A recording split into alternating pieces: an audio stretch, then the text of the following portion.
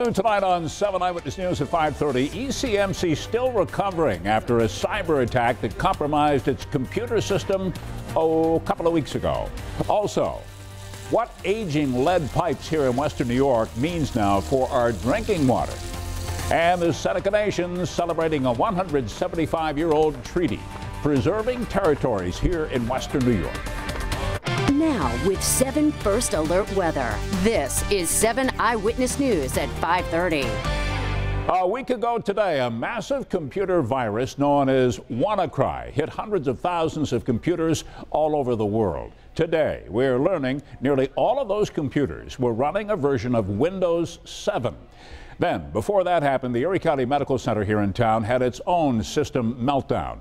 This happened back in April. A different ransomware virus, unrelated to that global attack, it compromised the hospital's internal computer systems. 7 Eyewitness News reporter Ed Riley tonight is looking into how ECMC is still trying to recover.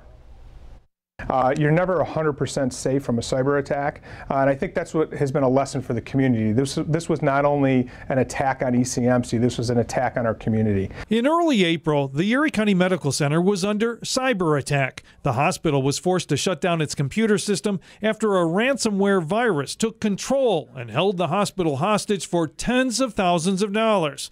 Money ECMC did not pay. Our security company told us this was in the top 10% of sophistication that they've seen. At the time, the staff had to implement an emergency procedure using paper forms to keep operations going. And many departments who had never really met each other other than through email or phone were actually talking face to face.